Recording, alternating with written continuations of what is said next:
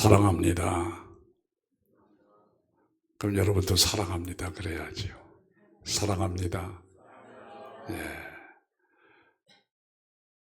믿음, 소망, 사랑 이 세 가지는 항상 있을 것인데 그 중에 제일은 사랑이라 그렇게 말씀을 하죠. 믿음으로 사는 사람은 우리가 사랑하는 삶을 살아야 될 줄 믿습니다. 제가 충현교회에 설교는 거의 오지 않았습니다. 교회 행사가 있을 때에 왔었는데 오늘은 이렇게 주일날 귀한 말씀을 증거하게 됐습니다. 하나님의 은혜에 감사드리면서 이 시간 말씀을 통해서 하나님께서 우리 가운데 놀라운 은혜로 함께 하시기를 간절히 소망합니다. 유대인에게는 3대 절기가 있지요. 유월절과 오순절과 장막절을 가리켜서 유대인의 3대 절기라 그렇게 이야기를 하고 있어요. 3대 절기가 되면은 각조에 흩어져 살던 유대인들이 성전에 오르기 위해서 예루살렘을 향해 순례길에 나서게 됩니다. 예루살렘에 도착을 해서 성전을 향해 오를 때에 그냥 오르지 아니하고 저들이 노래하며 올랐다. 그렇게 성경은 말씀을 합니다. 그때 불렀던 노래가 시제인 이 괄호 안에 보면은 성전에 올라가는 노래라 그렇게 되어져 있습니다. 시편 120편에서 134편까지의 그 내용이 성전에 올라가면서 불렀던 노래라고 하는 것을 말하고 있어요. 모두 15편으로 구성이 되어져 있습니다.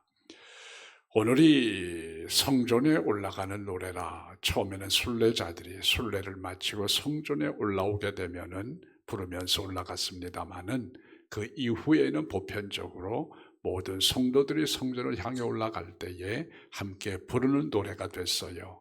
그래서 15편이 구약성경에 실려서 시편에 남아있고 성전에 오를 때에 이 노래를 부르면서 이 찬송을 부르면서 성전에 오르게 되는 겁니다. 시편은 일반적으로 1절이 그 시편의 주제가 되고 제목이 됩니다. 시편에 제목이 붙어 있질 않아요. 근데 이 시편이 어떤 성격을 가지고 있느냐 하는 것을 보려고 하면은 1절에서 어떤 말씀을 하고 있느냐 하는 것을 우리가 살펴보면 됩니다. 시편 1편을 기억하시죠. 복 있는 사람은 악인의 꾀를 쫓지 아니하며 죄인의 길에 서지 아니하며 오만한 자리에 앉지 아니한다. 이렇게 시작을 하고 있습니다. 그러므로 시편 1편의 주제가 뭐냐? 복 있는 사람입니다. 과연 누가 하나님 앞에서 복 있는 사람이 될 수 있느냐 하는 것이 1절에 나타나 있습니다. 죄를 멀리하는 사람이라 그 말이지요. 아울러서 여호와 율법을 주야로 묵상하며 그 율법을 가슴 깊이 새기는 그 사람이 복이 있다. 이렇게 말씀을 시편 1편에서 이야기하고 있습니다. 시편 23편을 보면은 그 제목이 여호와는 나의 목자시라 하는 제목을 가지고 있어요. 근데 시편 23편을 보면은 그 앞에 여호와는 나의 목자시다 그렇게 제목이 붙고서 1절부터 시작하는 게 아니라 1절에 여호와는 나의 목자시니 내게 부족함이 없으리로다. 그가 푸른 초장에 누이시며 쉴 만한 물가로 인도하시는도다. 이렇게 기록을 하고 있습니다. 그래서 1절을 보면은 이 시가 무엇을 이야기하려고 하느냐 하는 것을 알 수 있게 되고 그 1절이 주제와 제목이 되는 겁니다. 이 시간 우리가 살피려고 하는 시편 121편의 제목과 주제가 뭐냐? 나의 도우심이 여호와 하나님께로부터 온다 하는 것이 시편 121편의 주제가 됩니다. 1절을 보면은 내가 산을 향하여 눈을 돌리라. 나의 도움이 어디서 올까? 이렇게 시작을 하고 있지요. 내가 산을 향해서 눈을 든다. 왜 눈을 드느냐? 나의 도움이 어디서 올까? 하는 생각을 가지고 눈을 든다 그 말입니다. 순례길에 오른다고 하는 것은 설렘도 있지요. 우리가 성지 순례를 갈 때에 설렘에 있지 않습니까?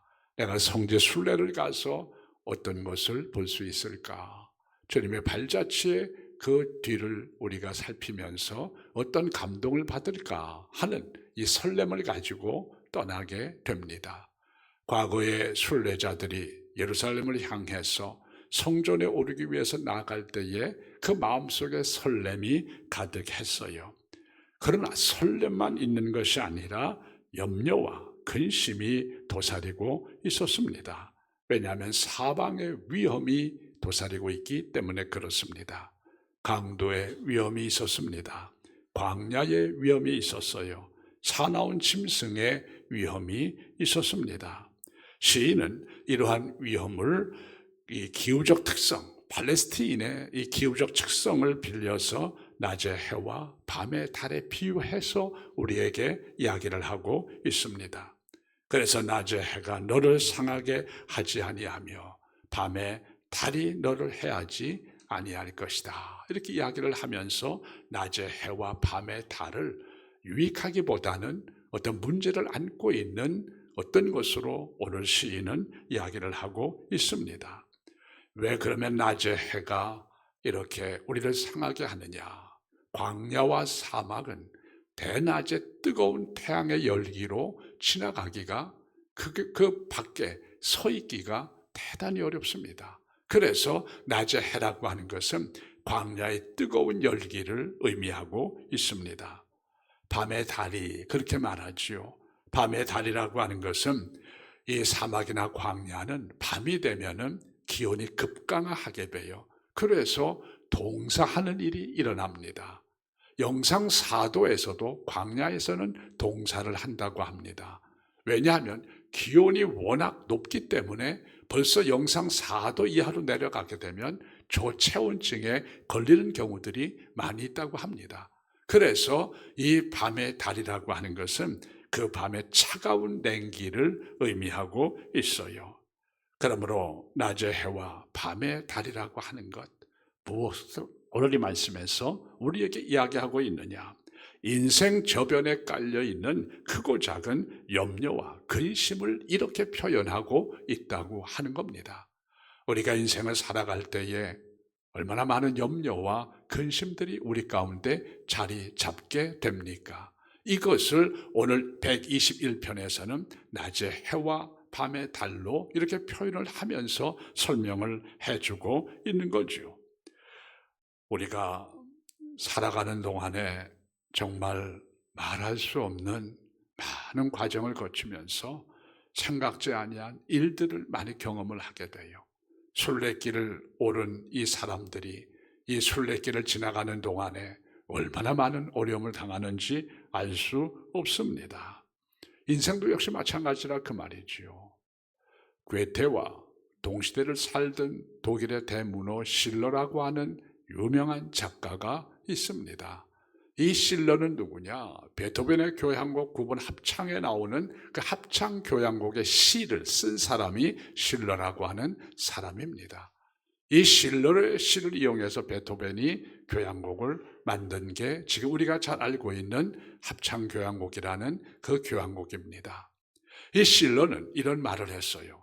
인생은 100년을 살지 못하면서 만년의 근심을 끌어안고 산다. 그렇게 이야기를 합니다. 마찬가지죠. 옳은 말입니다. 여러분과 저는 100년 살기가 어려워요. 요새 100세 시대라 하는 말을 많이 씁니다. 저는 그런 생각을 해요. 이 100세 시대라고 하는 것은 보험을 하는 그 업계에서 만든 게 아니냐.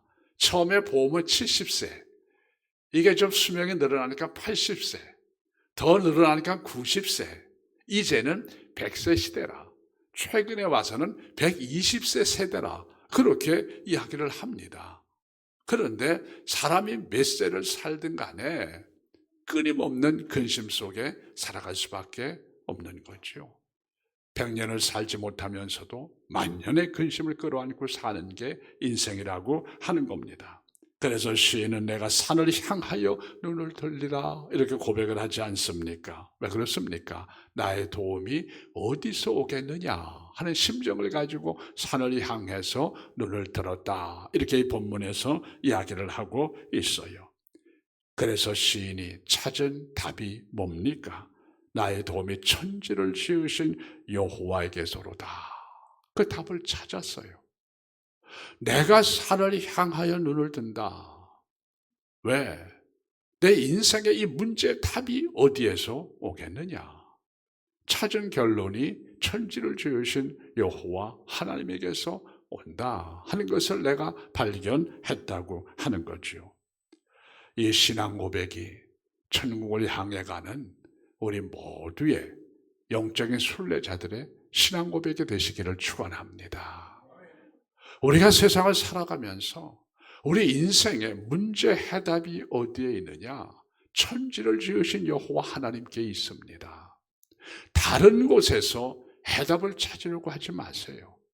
우리는 문제가 발생할 때에 다른 곳에서 해답을 찾으려고 얼마나 애들을 씁니까?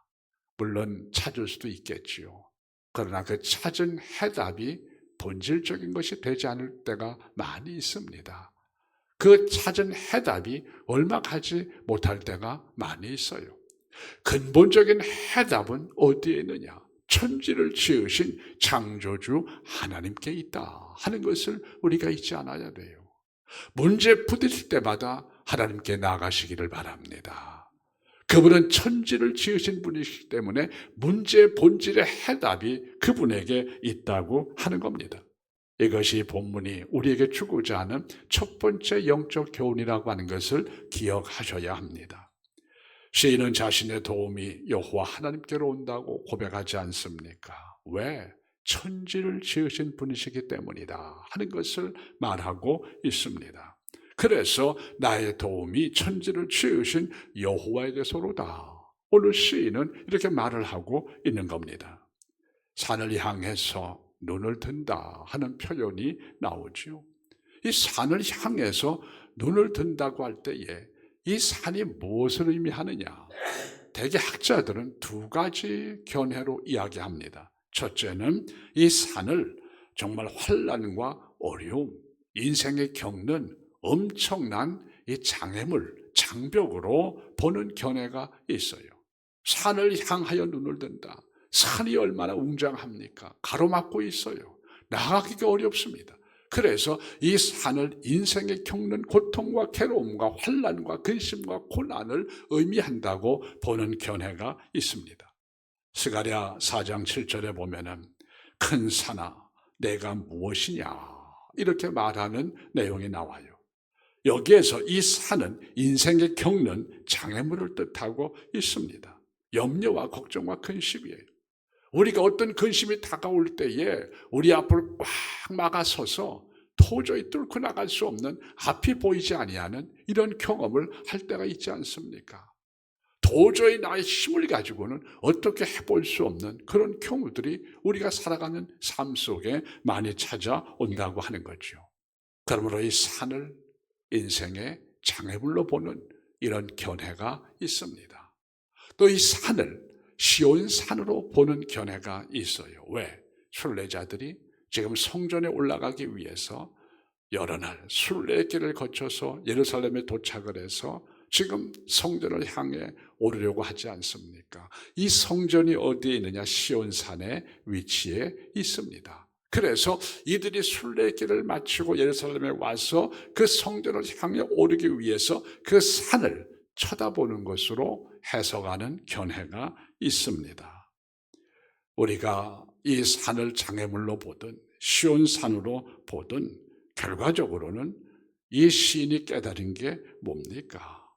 인생의 해답은 하나님께 있다고 하는 거죠. 결론은 나를 도와주실 분, 내 문제를 해결해 주실 분, 나에게 삶의 답을 주실 분은 천지를 지으신 여호와 하나님이시다 하는 것을 발견했다고 하는 것을 이 말씀에서 고백하고 있는 겁니다. 산이 무엇을 의미하느냐? 그게 중요한 게 아니지요. 산이 중요한 게 아니라 나에게 도움을 주실 수 있는 내 인생의 해답이 어디 있느냐 하는 것이 중요하다고 하는 겁니다.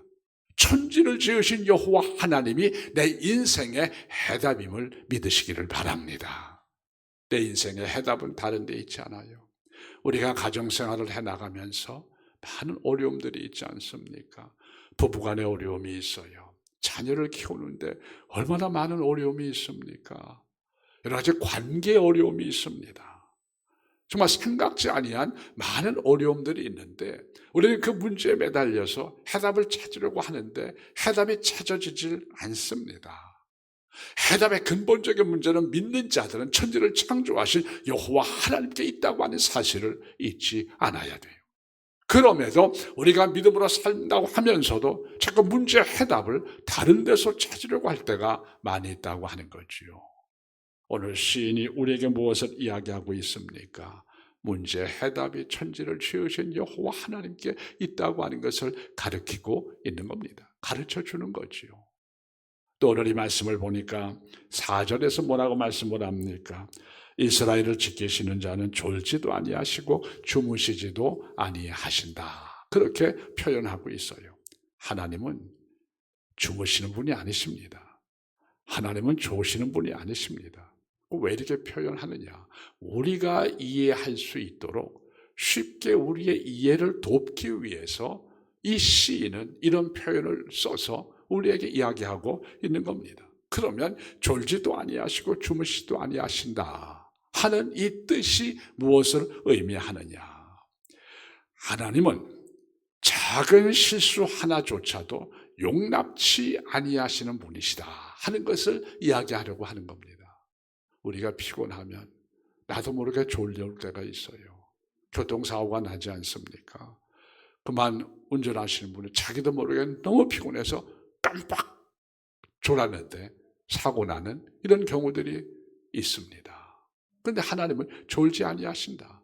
주무시지도 아니하신다. 이 말이 무엇을 의미하고 있느냐? 작은 실수조차도 용납치 아니하시는 분이라 그 말이에요. 우리를 지켜주심에 있어서 작은 실수조차도 용납지 아니하시는 분이 여호와 하나님이시다 하는 것을 이야기하고 있는 거죠. 그래서 다윗은 시편 23편에서 좀 전에 말씀드린 대로 뭐라고 고백을 하고 있습니까? 여호와는 나의 목자시니 내게 부족함이 없으리로다. 그가 나를 푸른 초장에 누이시며 쉴 만한 물가로 인도하시기 때문이라. 그렇게 그는 고백을 하고 있습니다. 내가 사망의 음침한 골짜기로 다닌다고 할지라도 해를 두려워하지 않는다. 해를 두려워하지 않는다는 것은 해로움 당하는 것, 해침을 당하는 것을 두려워하지 않는다 그 말이에요. 왜? 주의 지팡이와 막대기가 나를 안위하시나이다. 주께서 나를 지켜주시기 때문이다. 목자에게는 지팡이가 있어요. 막대기가 있는데 이게 따로따로 있는 게 아닙니다. 하나예요. 양들을 인도할 때에는 지팡이의 역할을 합니다. 사나운 짐승이 올 때는 막대기의 역할을 하죠. 무기의 역할을 한다 그 말이에요. 그래서 이 지팡이와 막대기라고 하는 것은 목자에게 항상 두 개가 있는 것이 아니라 하나가 있는데 때에 따라서 때로는 지팡이가 되기도 하고 때로는 막대기가 되기도 한다고 하는 거죠. 여호와 하나님께서 그렇다 그 말입니다. 내가 사망의 음침한 골짜기로 다닌다고 할지라도 하나님께서 때로는 지팡이가 되셔서 나를 그 골짜기에서 빠져나갈 수 있도록 인도하셔 주시고 그 골짜기 속에는 그 사나운 짐승들이 도사리고 있는데 그때는 하나님께서 이 사나운 짐승들을 물리쳐 주셔서 내가 안전하게 지나갈 수 있도록 해주신다 그 말입니다. 다윗은 원래 목동이 아니었습니까? 그런 양을 치면서 많은 경험을 했어요. 시편 23편은 그가 양을 치는 가운데 얻어진 경험을 통해서 하나님께서 어떻게 자기를 보호하시고 지켜주시느냐 하는 것을 시로 이렇게 표현하고 있는 겁니다. 야곱도 하나님께서 지키시고 요셉도 지키시고 모세도 지키시고 다 지키시지 않았습니까? 형들의 손에 팔려서 애굽으로 들어간 그 요셉, 하나님이 끝까지 지켜주셔서 결국은 그가 애굽의 총리가 되게 하지 않습니까? 형 에서를 피해서 밧단-아람 외삼촌 라반의 집으로 피해간 이 야곱, 하나님께서 그를 지켜주시고 결국은 다시 고향 땅으로 돌아오도록 만들어 주시지 않습니까? 애굽에서 40년 광야에서 40년, 그리고 출애굽 여정 40년, 120년 동안 하나님께서 모세를 책임지시고 지켜주시지 않습니까? 하나님은 지금도 우리를 지키시며 안위하시며 인도하십니다. 믿으시기를 바랍니다.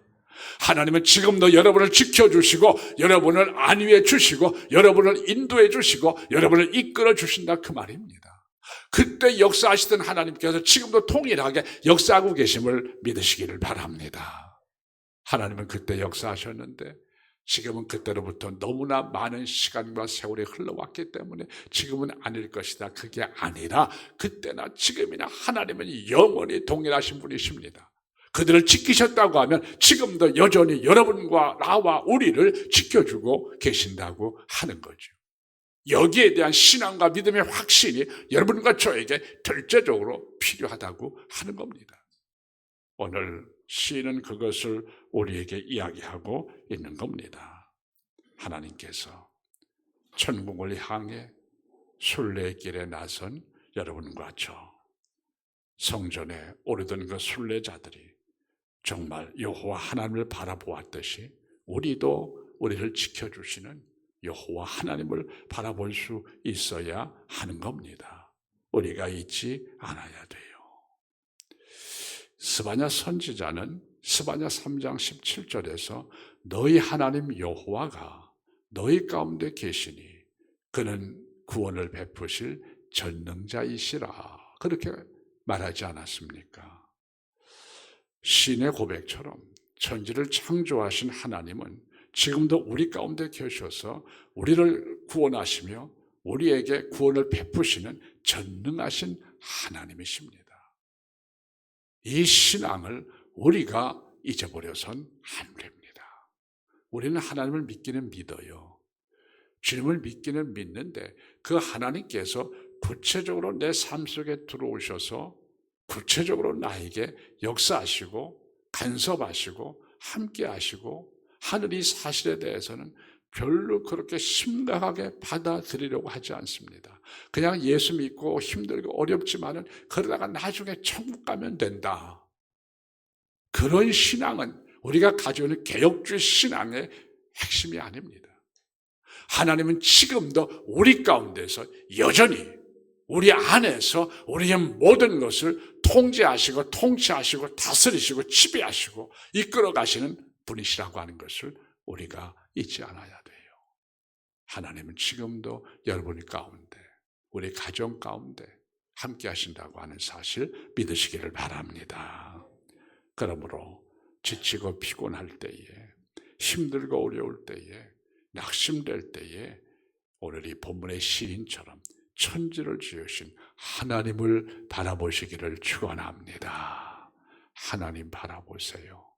답은 하나님께 있습니다. 왜? 그분은 천지를 지으신 분이시기 때문에 그렇습니다. 우리가 전자제품을 쓰다가 망가지게 되는 경우가 있어요. 그럴 때에 그 엔지니어들이 와서 뜯어서 고쳐주지 않습니까? 왜? 그분들은 그 기계를 만드는 회사에서 그 기계가 어떻게 만들어지는가를 다 알고 있기 때문에 그렇습니다. 우리는 몰라요. 그런데 그들은 압니다.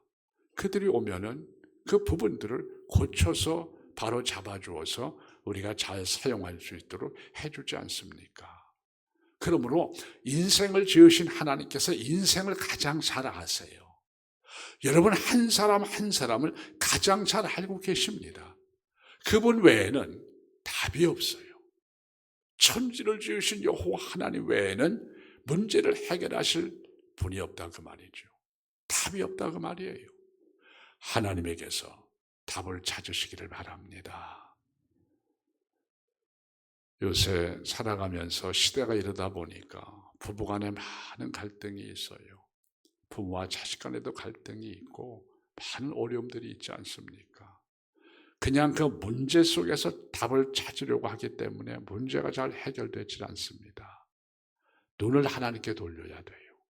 하나님을 바라봐야 합니다. 하나님을 바라볼 때에 하나님께서 개입하시는 겁니다. 하나님을 바라보지 않는데 하나님이 왜 개입을 하십니까?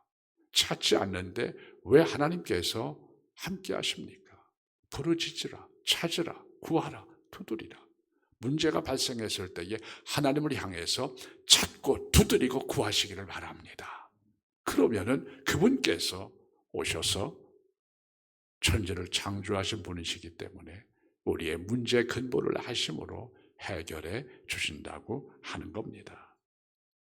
시인은 여호와께로부터 도움이 오는 두 번째 이유를 그가 우리의 그늘이 되시기 때문이다, 그렇게 이야기하고 있어요. 왜 여호와 하나님께서 우리의 문제 해결자가 되시느냐? 창조하신 분이기 때문에. 두 번째는 우리의 그늘이 되시기 때문에 우리의 문제 해답이 하나님께 있음을 오늘 시인은 말하고 있습니다. 5절을 보니까 여호와를 지키시는 이시라, 여호와께서 내 오른편에서 내 그늘이 되시나니, 그렇게 말씀을 하고 있습니다. 오른편에서 그늘이 되어주신다, 그렇게 말하고 있죠. 지키실 뿐만 아니라 오른쪽에서 그늘이 되신다. 이 지키신다는 표현이 나오는데 히브리 문법에서 분사형을 사용하고 있습니다. 그래서 너를 지키신다고 하는 것은 너를 지켜주심을 그 무엇도 뚫을 수 없다 하는 의미를 가지고 있어요. 하나님이 우리를 지켜주실 때에 그 무엇도 하나님의 지켜주심을 뚫고 들어올 수 있는 게 없다, 그 말이에요. 하나님이 지켜주시는데 어떻게 그 무엇이 하나님의 지키심을 뚫고서 우리 가운데 들어올 수 있겠습니까? 그건 불가능해요. 낮에 뜨거운 태양의 열기도, 밤에 그 냉기도 하나님의 지켜주심을 뚫지 못합니다. 이스라엘 백성들이 40년 광야길을 갈 때에 하나님의 불기둥과 구름기둥이 그들을 지키셨죠. 왜 불기둥과 구름기둥이 지켰느냐? 우리는 구름기둥이 따로 있고 불기둥이 따로 있다고 하는 것을 이해하지만 그렇지 않습니다. 하나의 기둥인데 이게 낮에는 구름기둥의 역할을 합니다. 밤에는 이 기둥이 불기둥의 역할을 해요. 우리는 지금까지 기둥이 따로따로 있어서 낮에는 구름기둥이 생기고 밤에는 불기둥이 생긴다, 그렇게 생각하는데 그렇지 않아요. 하나의 기둥이 낮에는 구름기둥으로 밤에는 불기둥으로 그 역할을 달리하는 거죠. 여러분, 좀 전에 말씀을 드렸습니다만 광야의 뜨거운 열기는 어떻게 할 수가 없어요. 한번 제가 성지순례를 갔는데 애굽에서 이스라엘로 넘어오는 그 이스라엘 백성들이 지나갔던 그 길을 버스로 지나오는데 그 에어컨이 있어서 다행이지 잠깐 내려서 보니까 와, 그 열기라고 하는 것은 대단하더라고요. 그 열기를 뚫고 지나간다고 하는 것은 거의 불가능해요. 하나님께서 그 태양의 열기를 무엇을 띄워서 막아주셨습니까? 구름기둥으로 다 막으신 거예요. 그래서 이스라엘 백성들이 대낮에도 광야를 지나갈 수 있었던 겁니다. 해가 떨어지면 이제 노숙을 해야 되겠죠. 광야는 좀 전에 말씀드렸습니다마는 밤이 되면 기온이 급강하합니다. 영상 4도에서도 저체온증으로 죽어요. 그런데 밤에는 하나님께서 그 구름기둥을 무엇으로 바꾸십니까? 불기둥, 온도를 잡아줍니다. 그 밤에 그 냉기가 이스라엘 백성들을 해하지 못하도록 지켜주시는 거죠. 하나님께서 이렇게 지켜주심으로 한낮의 태양이, 밤의 냉기가 하나님의 지켜주심을 뚫을 수가 없었어요. 그래서 이스라엘 백성들이 40년 광야 생활을 은혜 가운데 할 수 있었던 것입니다. 또 오늘 이 말씀을 보니까 오른쪽에서 내 그늘이 되시나니, 그렇게 말씀을 하고 있습니다. 그늘이 된다. 하나님은 성전을 향해 오르는 순례자들이 그 광야 여정을 지나가는 동안에 그 여러 가지 어려움이 뚫고 들어와서 해를 당하지 아니하도록 그들을 보호하시고 지켜주셨어요. 뿐만 아니라 그늘이 되어주셨다 하는 것을 말하고 있습니다. 그늘은 히브리에서 첼레카라고 하는 단어를 씁니다. 이 첼레카라고 하는 단어는 휴식과 안식을 뜻하는 단어입니다. 하나님은 사막에서 만나는 오아시스처럼 순례자들에게 쉼과 평안을 주셨다 그 말이에요. 순례길을 간다고 하는 것이 이게 쉽지 않습니다. 우리는 성지 순례 가면은 버스를 타고 다녀도 얼마나 피곤한지 몰라요. 그 당시에 무슨 버스가 있습니까? 뭐가 있습니까? 그냥 걸어서 가야 돼요. 순례자들이 걸어서 자기가 살던 동네에서 예루살렘으로 가서 성전에 올라가야 되는데 굉장히 피곤합니다. 또 광야를 지나가야 되는데 척박하죠. 쉴 곳이 없어요. 오아시스가 그나마 중간에 만나게 되면 그곳에서 쉬게 되고 또 물도 마시게 되고 조금 릴렉스하게 몸을 좀 이렇게 안식시킬 수 있는 그런 장소가 되죠. 이 그늘이 되신다고 하는 것은 무엇을 말하느냐? 오아시스가 순례자들의 쉼과 안식의 처소가 된 것처럼 우리가 인생의 여정, 인생의 순례길을 가는 동안, 천국을 향해 가는 동안에 하나님께서 우리의 그늘이 되어주신다 그 말이에요. 하나님이 여러분의 그늘이 되어주심을 믿으시기를 바랍니다. 그늘이 되어주세요. 지금도 그렇습니다. 우리가 지치고 피곤할 때에 하나님께서 우리를 찾아오셔서 위로해 주시고 격려해 주시고 평안케 하시고 쉼을 주시지 않습니까? 우리가 말씀을 통해서 위로받지 않습니까? 말씀을 통해서 소망을 갖지 않습니까? 말씀을 통해서 그래도 이 어려움들을 극복하고 이겨가지 않습니까? 하나님께서 우리의 오른쪽에서 우리의 그늘이 되시기 때문에 그렇습니다. 인생을 산다고 하는 것, 순례길을 가는 것과 같습니다. 낮의 해와 밤의 달처럼 우리를 상하게 하는 것들이 대단히 많습니다. 크고 작은 어려움들이 우리 가운데 많이 찾아온다고 하는 거죠. 신앙의 선배들 역시 그랬어요. 아브라함 믿음의 조상이었으니까 그에게는 아무 문제가 없었겠지. 여러분 창세기에 나오는 아브라함의 삶의 여정을 잘 아시지 않습니까? 그에게 얼마나 파란만장한 많은 일들이 있었습니까? 믿음의 조상이라고 해서 아브라함이 아무 문제 없이 일생을 살다가 하나님께 간 게 아니에요. 그는 파란만장한 삶을 살았지만 그 가운데서 하나님이 때마다 그를 지켜주시고 그에게 그늘이 되셔서 그를 위로하시고 쉬게 하심으로 그가 여정을 갈 수 있었다고 하는 겁니다. 우리의 신앙의 선배들, 우리의 신앙의 선조들, 낮의 해와 밤의 철처럼 크고 작은 어려움이 그들에게도 있었고 역시 이 시대를 살아가는 천국 순례자인 우리에게도 있다고 하는 것을 우리가 잊지 않아야 합니다. 그래도 하나님께서 그때마다 그들을 지켜주신 것처럼 지금도 여전히 그때마다 보이지 아니하시게 여러분을 지켜주시고 나를 지켜주신다고 하는 사실, 나의 그늘이 되어준다고 하시는 사실을 믿으시기를 바랍니다. 광야 40년 동안 하나님이 이스라엘 백성들을 지키시지 않으셨습니까? 구름 기둥으로 불 기둥으로 뿐만 아니라 7배로 달구어진 그 뜨거운 쇠를 녹이는 풀무불 가운데서 사드락과 메삭과 아벤느고를 하나님께서 지키시고 보호하시지 않으셨습니까? 그들에게 그늘이 되어주셨어요. 그 뜨거운 열기가 그들을 태우지 못하도록 하나님께서 그들의 그늘이 되어주셨다 그 말입니다. 사자굴에 던져진 다니엘, 사자의 입을 봉함으로 지켜주셨고 하나님이 이 다니엘의 그늘이 되어주셨습니다. 지금도 우리를 지키시며 우리의 그늘이 되십니다. 이사야 43장 1절에서 말하죠. 야곱아, 너를 창조하신 여호와께서 지금 말씀하시느니라. 이스라엘아, 너를 지으신 자가 말씀하시느니라. 너는 두려워하지 말라. 내가 너를 구속하였고 내가 너를 지명하여 불렀나니 너는 내 것이라. 내가 물 가운데로 지날 때에 내가 너와 함께 할 것이라. 강을 건널 때에 물이 너를 침몰치 못하게 할 것이며 내가 불 가운데로 지날 때에 타지도 아니할 것이요 불꽃이 너를 사르지 못하리니 대전하는 여호와 내 하나님이요 이스라엘의 거룩하니요 내 구원자라. 하나님께서 이사야 선지자를 통해서 이스라엘 백성들에게 하시는 말씀 아닙니까?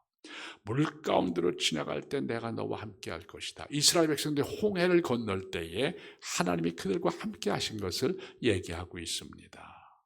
또 이 물이 너를 침몰치 못하게 할 것이다. 요단강을 건널 때에 그 물을 갈라서 그 물이 요단강을 건너 가나안 땅에 들어갈 때에 아무 문제가 없도록 해주셨다는 거예요. 불이 너를 사르지 못한다. 사드락과 메삭과 아벳느고가 던져진 그 풀불 속에서 하나님께서 자기 백성을 지켜주셨다 그 말입니다. 하나님은 자기 백성을 이처럼 끝까지 지켜주시고 책임져 주십니다. 오늘 이 말씀에서 우리에게 이야기하려고 하는 게 그거예요. 순례자들이 순례를 마치고 이제 성전에 올라가면서 하나님께서 우리를 이렇게 지켜주시고 보호해 주셨다는 것을 찬송하면서 지금 올라가고 있는 겁니다. 이처럼 하나님께서 여기에 모인 우리 모두의 구원자가 되셔서 지켜주시고 우리의 그늘이 되어주시는 좋으신 하나님, 참 좋으신 하나님이심을 믿으시기를 바랍니다. 이 귀한 은혜가 우리 모두에게 함께 하심으로 정말 하나님에 대해서 우리 마음속에 흔들리지 아니하는 믿음의 확신을 가지고 날마다 살아가시기를 바랍니다. 여호와 하나님이 우리의 도움이 되시는 세 번째 이유를 말씀하고 있는데 우리를 지키심이 영원하시다 하는 것을 말하고 있어요. 여러분과 저를 지켜주시는 그 하나님의 지키심이 어떤 한 순간이 아니에요. 잠깐 지켜주셨다가 떠나가시는 분이 아니라 영원토록 우리를 지키신다 하는 것을 말하고 있습니다. 오늘 8절을 보니까 여호와께서 너의 출입을 지금부터 영원까지 지키실 것이다 말하고 있지 않습니까? 우리의 지키심이 지금부터 우리의 출입을 보호하시고 지켜주신다는 것을 말하고 있어요. 세상엔 영원한 것이 없습니다. 영원한 것처럼 보이지만은 이 땅에는 결코 영원한 것 존재할 수가 없어요. 이것이 세상의 한계입니다. 이게 세상의 한계예요. 그러나 하나님은 영원하십니다. 잠깐 머무시다 가시는 분이 아니십니다. 영원까지 나와 함께 하시고 우리와 함께 하시는 분이십니다. 믿으시기를 바랍니다. 다 나를 떠나요. 사랑하는 아내도 결국은 나중에 떠날 수밖에 없죠.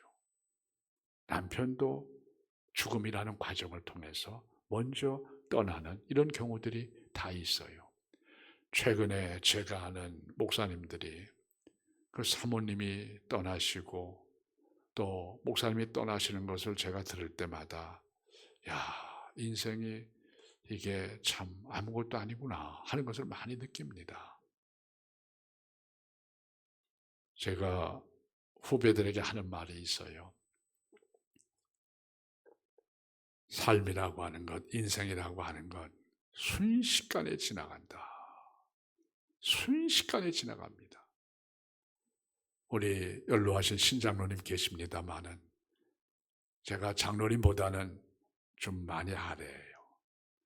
그런데 70이 넘어서서 저는 70이 된다고 생각을 해본 적이 없어요. 근데 70이 넘었더라고요. 내가 언제 70이 넘었지? 요새 마음속에 내가 60만 됐어도 하는 생각을 해요. 연세 드신 분이 그렇다고 그러더라고요. 70 되신 분들은 내가 60만 됐어도 뭔가 해볼 텐데 60 되신 분은 내가 50만 됐어도 뭔가를 좀 해볼 텐데 다 쓰잘데없는 생각 아닙니까? 순식간에 지나가 버리고 말더라고요. 인생은 영원한 동반자가 없습니다. 어떤 대중가수가 불렀는데 영원한 나의 동반자요? 뭐가 영원한 나의 동반자입니까? 영원한 나의 동반자는 오직 주님밖에 안 계십니다. 믿으시기를 바랍니다. 영원한 나의 동반자, 그렇게 사랑하는 사람도 먼저 가면은 영원한 동반자가 될 수가 없어요. 여러분과 저의 영원한 동반자는 오직 여호와 하나님, 예수 그리스도 성령께서 우리의 영원한 동반자가 되실 뿐입니다. 오늘 이 본문에서 시는 뭐라고 얘기합니까? 하나님께서는 나의 출입을 지금부터 영원까지 지켜주실 것이다 말씀하고 있지 않습니까? 출애굽기 24장 3절을 보면은 이스라엘이 하나님과 언약을 체결할 때 그들이 한 목소리로 하나님을 향해서 외칩니다. 여호와께서 말씀하신 것을 우리가 다 준행하며 철저하게 끝까지 지키겠나이다. 7절에서도 모세가 하나님의 언약서를 낭독할 때 이스라엘 백성들이 우리가 다 준행하며 정말 끝까지 잘 지키겠습니다. 끝까지 잘 지켰습니까? 모세가 시내산에 올라가서 40일 동안 내려오지 않으니까 더디 내려온다고 하나님과의 언약을 헌신작처럼 던져버리고 뭘 만들었습니까? 금송아지를 만들어가지고 난리를 치지 않았습니까? 이게 인간이에요. 이게 인생의 한계라 그 말이죠. 환경에 따라서 수없이 변하는 것이 인간이라고 하는 겁니다. 그러나 하나님은 아니십니다. 민수기 23장 19절에서 말씀을 하지요. 하나님은 사람이 아니시니 거짓말을 하지 않으시고 인생이 아니시니 후회가 없으시도다. 어찌 그 말씀하신 것을 행하지 않으시며 하신 말씀을 실행치 아니하시겠느냐. 하나님은 인생이 아니시기 때문에 하나님의 약속은 영원하다고 하는 것을 우리에게 이야기하고 있는 겁니다. 하나님은 변치 아니하십니다. 인생이 아니기 때문이죠. 우리를 지키심이 영원하십니다. 우리의 출입을 영원까지 지켜주십니다. 영원토록 우리의 오른편에서 우리의 그늘이 되시며 졸지도 아니하시고 주무시지도 않습니다. 얼마 전에 너무나 마음 아픈 일을 제가 경험을 했어요. 42의 아내와 어린 자식을 놓고 그만 교통사고로 세상을 떠난 청년이 있었어요. 제가 심호하던 원당교회 청년인데 이제는 저쪽 시흥 쪽으로 이사가서 신앙생활 하다가 불의의 사고를 당해서요. 얼마나 마음이 아픈지 모릅니다. 주례도 했고 또 참 그 가정은 남달리 관심을 가지고 있던 그런 가정이었는데 그런 어려움을 당해서 그 고통스러워하는 부모님들의 그 모습을 바라볼 때에 자식은 죽어서 가슴에 묻는다. 평생 가슴 아리를 하면서 살아갈 겁니다. 사람이 무슨 말로 위로할 수 있겠습니까? 어떤 말을 해도 그게 안 돼요. 우리가 세상을 살면서 결국은 영원히 나와 함께 하실 분, 나와 동행하실 분, 물론 우리는 언젠가 떠나게 돼 있어요. 만약에 길어도 몇 년을 넘기겠습니까? 김영석 교수 아시죠? 연세대 명예교수.